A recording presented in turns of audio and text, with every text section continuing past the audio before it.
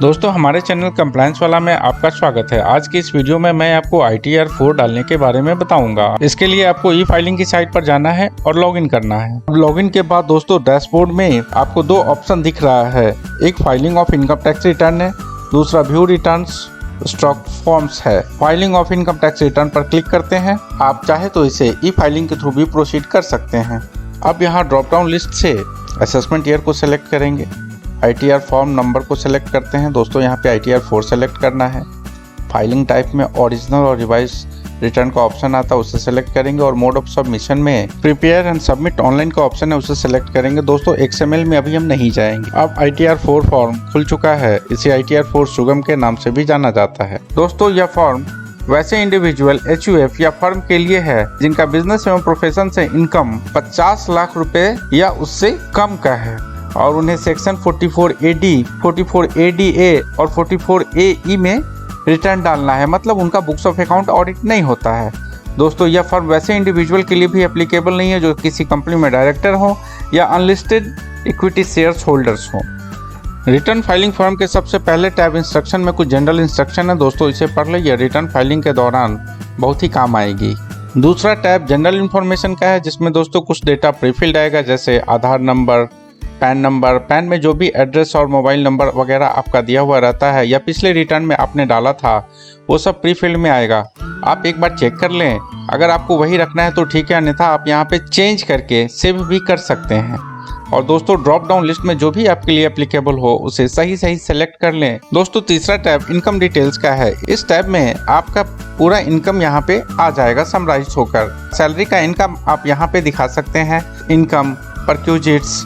और अगर आपका कोई सेक्शन 10 के अंतर्गत कुछ डिडक्शंस है तो उसे भी ड्रॉप डाउन लिस्ट से सही आप सेलेक्ट कर लें और यहाँ पे दिखाएं उसे। सैलरी से संबंधित रिटर्न डालने के लिए दोस्तों मैंने ITR 1 पर एक वीडियो बनाया हुआ है, आप उसे देखें और उससे संबंधित जो भी जानकारी हो।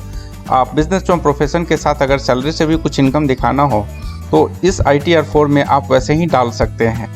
दोस्तों वह वीडियो सेपरेट है, आप उसे देखें और उससे जानकारी प्राप्त कर इस रिटर्न फॉर्म में उसे यूज करें। दोस्तों आपको इनकम टैक्स के नियमानुसार अगर आपको टैक्स में कुछ डिडक्शंस लेना है, जैसे आप अपने टोटल इनकम में से 80C से लेकर 80TTU और डिफरेंट सेक्शन में आप कुछ डिडक्शंस ले सकते हैं, तो जो भी एप्लीकेबल आप पे होता है, जैसे LIC का पेमेंट, हाउसिंग लोन इंटरेस्ट का डिडक्शंस, पेंशन स्कीम्स का डिडक्शंस, ऐसे अगर आपने कुछ इन्वेस्टमेंट किया हो इनकम टैक्स के नियमानुसार आप इसका डिडक्शन ले सकते हैं, तो आप उसे यहाँ पे डाल सकते हैं। उसके बाद ऑप्शंस आता है दोस्तों आपके टोटल टैक्स पेएबल का, मगर उससे पहले हम देखते हैं बिजनेस एवं प्रोफेशन से हमें इनकम किस तरह से दिखाना है। इसका चौथा टैब BP है, मतलब बिजनेस एवं प्रोफेशन। दोस्तों आप यहाँ देख सकते हैं बिजनेस एवं प्रोफेशन में सेक्शन 44AD के अंतर्गत रिटर्न फाइलिंग करने का ऑप्शन है। 44AD का मतलब होता है जहाँ आप ट्रेडिंग करते हैं और आपका बुक्स ऑफ अकाउंट ऑडिट नहीं होता है। यहाँ दोस्तों कुछ रेस्ट्रिक्शंस है, जैसे आप 6% या 8% से कम का प्रॉफिट आप नहीं दिखा सकते हैं। दोस्तों यह किस कंडीशन में लागू होता है, आइए डिटेल में समझते हैं। सबसे पहले आपको नेम ऑफ बिजनेस में आपको अपने बिजनेस का नाम डालना है और बिजनेस कोड से आपके लिए जो भी कोड एप्लीकेबल हो उस ड्रॉप डाउन लिस्ट से आपको सेलेक्ट करना है। दोस्तों अगर आप इस कैटेगरी में आते हैं तो ठीक है, और अगर कोई भी नाम और आपके बिजनेस से संबंधित कोई भी कोड जो यहाँ पे नहीं दिख रहा है तो फिर आप अदर्स को सिलेक्ट कर आगे बढ़ेंगे। डिस्क्रिप्शंस में अगर आप कुछ लिखना चाहते हो तो ठीक है, नहीं तो उसे खाली ही रहने दें। अब बारी आती है ग्रॉस टर्नओवर और ग्रॉस रिसीप्ट की। यहाँ पर E1 है। E1 में दोस्तों आपको वैसे टर्नओवर या टोटल ग्रॉस रिसीप्ट जो आपने 100% चेक से लिया हो या जितने % भी आपने चेक से लिया हो उसका अमाउंट यहाँ पे डालना है। और चेक के अलावा अगर आपने किसी और मोड से पेमेंट लिया हो तो उसे इस कॉलम में दिखाना है। दोस्तों इस तरह से आपका E1 में टोटल रिसीट कंप्लीट हो जाएगा और presumptive income under section 44AD के अंतर्गत टैक्स कैलकुलेशन की गणना करेंगे। E1 में आपने जितना चेक से पेमेंट लिया हो दोस्तों उसका 6% मिनिमम आपको यहाँ पे प्रॉफिट दिखाना ही होगा, जो इनकम टैक्स कैलकुलेशन के पर्पज से यहाँ पे जाएगा। चेक के अलावा अगर आपने किसी दूसरे मोड से पेमेंट लिया हो, जैसे कैश या एनी अदर मोड होगा, तो उसमें मिनिमम आपको 8% का प्रॉफिट आपको शो करना पड़ेगा। दोस्तों अगर दोनों है तो फिर आपने जितना चेक से लिया है उसका 6% और जितना आपने चेक के अलावा पेमेंट लिया है उसका मिनिमम 8% देकर आप कैलकुलेट कर सकते हैं। और यहाँ मैंने कुछ फिगर डाला है जो कि आपके सिर्फ समझने इन्फॉर्मेशन के पर्पज से है। आप उसे देख सकते हैं।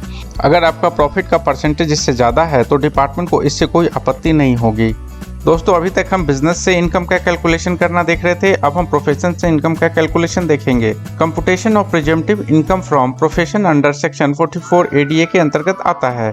यहाँ भी आपको अपने बिजनेस या प्रोफेशन का नाम डालना है और जो भी कोड आपके प्रोफेशन से संबंधित है आप उसको सेलेक्ट करेंगे और उसका डिस्क्रिप्शन बगल वाले कॉलम में लिखना है। दोस्तों, यहाँ पे आपको ग्रॉस रिसीट डालना है, चाहे आपने कैश में लिया हो या फिर किसी अदर मोड से लिया हो। यहाँ पर यह सुविधा आपको अलग से नहीं दी गई है और जितना भी आप इनकम दिखाते हैं उसका मैक्सिमम 50% तक आप क्लेम ले सकते हैं। मतलब उसके 50% पे ही आपको टैक्स कैलकुलेशन करना पड़ेगा।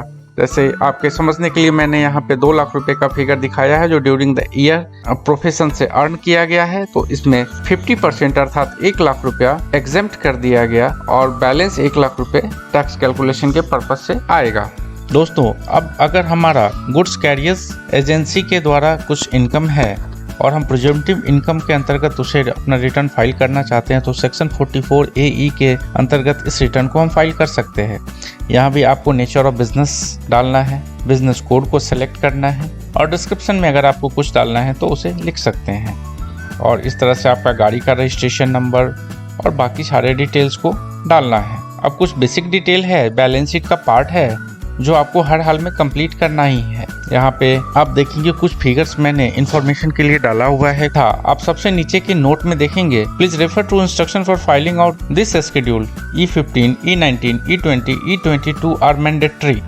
आप इस मैंडेटरी फील्ड को हर हाल में यहाँ पे कुछ फिगर आपको दिखाना ही होगा और अगर आपके पास कोई फिगर नहीं है तो आप यहाँ पे 0 डालें, 0 डालकर आप आगे बढ़ सकते हैं। दोस्तों, इस रिटर्न को बीच बीच में आप सेव भी करें, अन्यथा सेशन एक्सपायर होने की स्थिति में ये सारे काम आपको फिर से करना पड़ सकता है। इसके बाद बारी आती है टैक्स डिटेल्स की। इस टैक्स डिटेल में अगर आपका कहीं से TDS कटा है तो वो आपको दिखा देगा जो 26 AS से रिफ्लेक्ट होता है। दोस्तों, इस सेक्शन को भरने से पहले आप सबसे पहले 26 AS में अपना डेटा को चेक कर लें कि आपका TDS सही कटा है और सही वहाँ पे रिफ्लेक्ट भी हो रहा है। इसके बाद टैक्स पेड एंड वेरिफिकेशन का टैब है और बाकी सारे डिटेल्स जैसा कि मैंने ITR 1 में आपको बताया था सेम वैसा ही है। तो वीडियो ज़्यादा लंबा हो जाएगा, इस वजह से मैं आपको यहाँ पर नहीं बता रहा हूँ। अगर आप नहीं जानते हैं या देखना चाहते हैं तो आप मेरे उस वीडियो को देख सकते हैं। उस वीडियो का लिंक मैंने नीचे डिस्क्रिप्शन में डाल दिया है, दोस्तों आप उसे देख सकते हैं। दोस्तों, अब मैं सीधा इसको प्रीव्यू और सबमिट बटन पे जाऊँगा। इसे पहले सेव कर ले और प्रीव्यू और सबमिट बटन पर क्लिक करें। अब आप इसके प्रीव्यू को चेक करें, अगर सब कुछ सही है तो फाइनली सबमिट करें, अन्यथा आप उसे फिर से एडिट करके सेव करके और प्रीव्यू को एक बार फिर से चेक कर ले। दोस्तों, प्रीव्यू को बार बार चेक करना जरूरी है जिससे आपकी रिटर्न में गलती होने की संभावना कम से कम हो या फिर गलती ना हो। दोस्तों, इस तरह से आपका रिटर्न अब सबमिट हो चुका है। अब आप इसे OTP के द्वारा वेरीफाई कर दें और रिफंड की स्थिति में रिफंड का इंतजार करें।